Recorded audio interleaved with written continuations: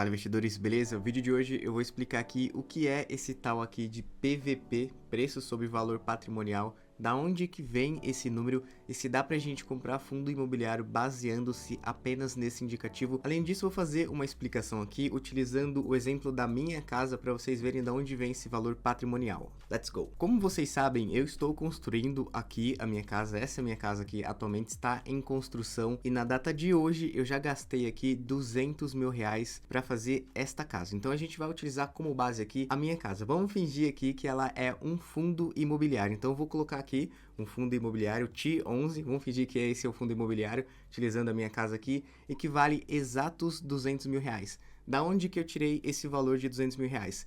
Eu vou me basear aqui exatamente no quanto eu gastei para concluir essa obra aqui, para deixar ela até o estado atual. Então a gente gastou aqui 200 mil reais. Vamos fingir que o meu valor patrimonial, ou seja, tudo que eu tenho aqui, a minha casa, vale 200 mil. Então, dando um exemplo aqui de um fundo imobiliário, KNRI, esse VP significa valor patrimonial. Já já a gente vai ver aqui esse pezinho na frente. Então, inicialmente nesse exemplo aqui da minha casa, vamos deixar aqui só o valor que eu utilizei para construir ela. Claro que tem outros fatores aqui, um exemplo que pode acontecer se aqui do lado da minha casa, sei lá, na esquina de casa, fizerem uma nova estação de metrô, por exemplo, vai valorizar muito a minha casa, sem eu necessariamente ter que colocar mais dinheiro, ou seja, sem eu necessariamente ter que terminar de construir a casa, ela vai passar a valer muito mais do que os 200 mil reais. Ou seja, ela está sofrendo uma reavaliação patrimonial só porque vai ter uma obra aqui de metrô próximo de casa. Esse é apenas um dos exemplos que pode fazer com que um fundo ou um imóvel possa valer mais. Mas vamos voltar aqui para esse pezinho para a gente entender ele.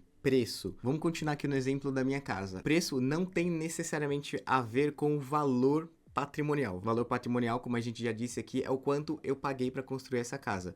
O preço é o quanto qualquer pessoa está disposta a pagar na minha casa.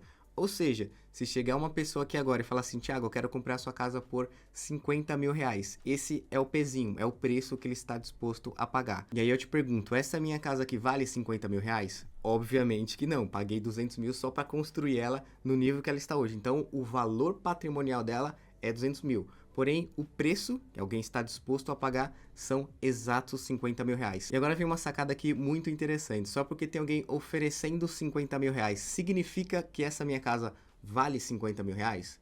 Obviamente que não. É exatamente isso que está acontecendo agora com o KNRI. Olha só, vamos nessa lupinha para a gente entender. O P, que é o preço, alguém oferecendo um preço para comprar minha casa. Vamos ler aqui. Preço sobre o valor patrimonial. Indica o quanto o mercado está disposto a pagar pelo patrimônio da empresa. No caso aqui, empresa seria o fundo imobiliário. Ou seja, o mercado está disposto a pagar X valor pela empresa. No caso aqui, um fundo imobiliário, no nosso exemplo aqui, a minha casa. O mercado está disposto a pagar 50 mil reais na minha casa. Vamos fazer esse exemplo aqui. Continuando o textinho, abaixo de 1 indica que a empresa, ou no caso o fundo imobiliário, está sendo vendido por menos do que o valor real. Ou seja, se caso eu aceitasse vender a minha casa aqui por 50 mil reais, eu estaria vendendo abaixo do valor patrimonial, portanto ele estaria aqui abaixo de 1. Toda vez que a gente vê aqui P-VP e estiver o número 1, significa que o fundo está sendo negociado exatamente no valor patrimonial. Isso é muito difícil acontecer, obviamente sofre muita oscilação durante o dia inteiro as negociações.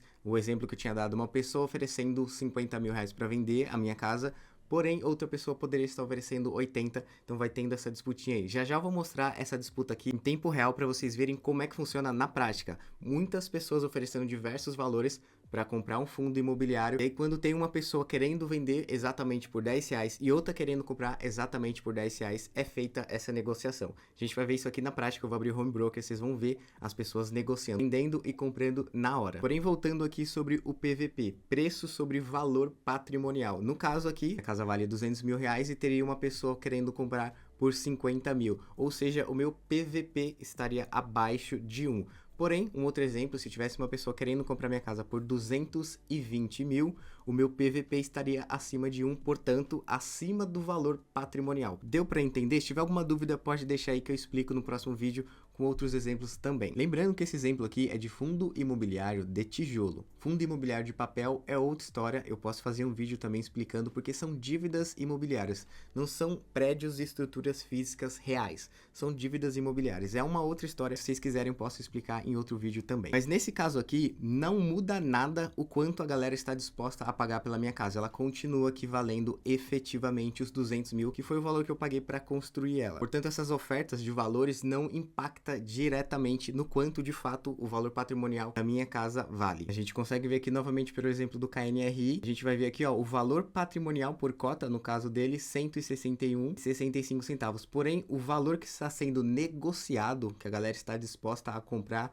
é 139. Ou seja, a gente está comprando um ativo aqui abaixo do quanto de fato ele vale. Nesse exemplo aqui, tá compensando comprar ele. Não tô falando o exemplo do KNRI que tá compensando comprar, tô falando que no exemplo hipotético, estando abaixo do valor patrimonial, obviamente faz sentido você comprar algo abaixo do preço. Claro que a gente tem que verificar se este imóvel compensa. Um exemplo aqui, novamente, se eu tivesse construído a minha casa aqui, gastei 200 mil reais, e eu fiz o alicerce aqui com um material muito ruim, um cimento que não é de boa qualidade. A gente sabe que esse cimento aí, ele vai começar a ruir daqui 10 anos. Nesse caso, seria um mau negócio, um péssimo negócio comprar minha casa, mesmo que abaixo do valor patrimonial, porque tem esse ônus aí, o lance de que a casa pode ruir daqui a 10 anos, justamente pelo material que foi de péssima qualidade. Porém, exemplos opostos também pode acontecer. Lajes corporativas ou prédios que foram construídos com materiais de qualidade, modernos, numa boa localização, pode fazer com que o valor patrimonial suba.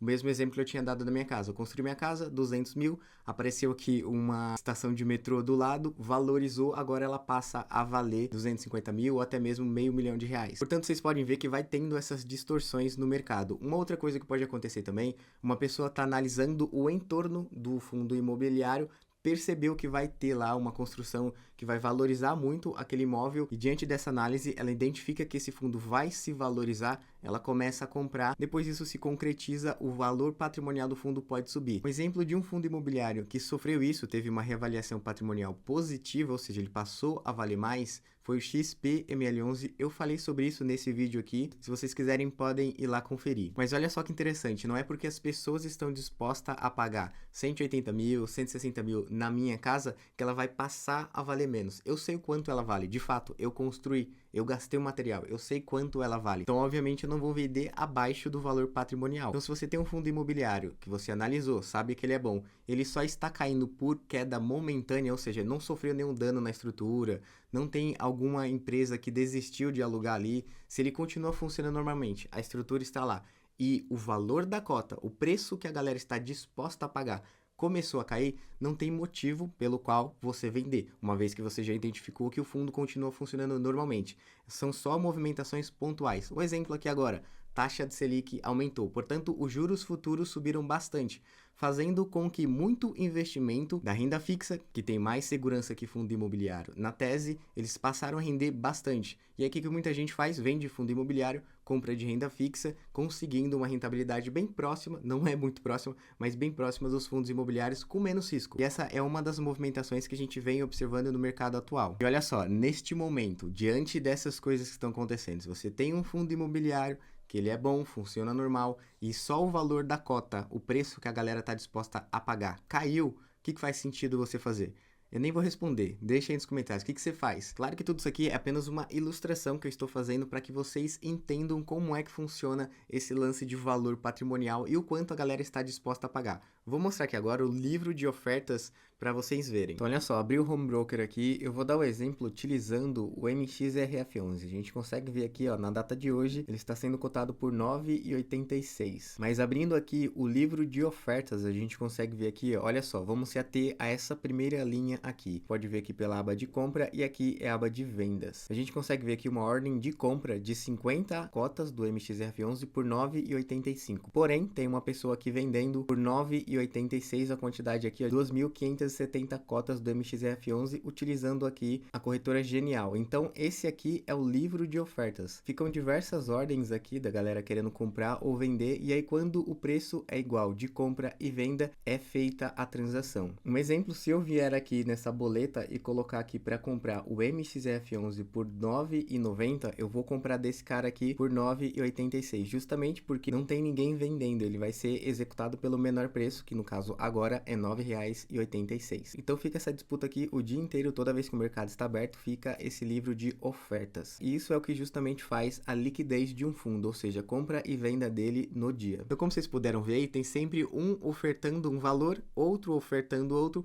e aí quando casa os valores, essa negociação é feita. Um compra um fundo e outro vende. E obviamente aqui, no caso, não é o fundo em si, são cotas do fundo. No meu caso, se eu fosse fazer cotas do meu fundo aqui, TI11, que seria da minha casa, eu teria que dividir aqui e fazer várias cotas. Poderia fazer um exemplo aqui, como vale R$200 mil, eu faria 200 mil cotas do fundo, valendo aqui cada cotinha R$1. Depois dessa explicação, não sei se ficou muito claro, eu fiz isso aqui de cabeça, na hora sem muito roteiro. Comenta aqui embaixo se ficou claro para vocês, se vocês tiveram alguma dúvida, quiserem saber sobre mais outros indicativos aqui, deixa aí nos comentários que eu posso trazer para vocês aí, com esses meus exemplos aqui que eu faço de forma improvisada, ou utilizando aqui coisas reais, como no meu caso, a casa. Então show, se vocês curtiram esse vídeo, sério, deixa o seu like, me siga lá no Instagram, tá sempre mostrando como é que tá sendo a casa. Se tiver alguma dúvida, deixa aí nos comentários, beleza? E é isso aí, vamos continuar estudando, continuar investindo, até nossa liberdade financeira, beleza? Tamo junto demais!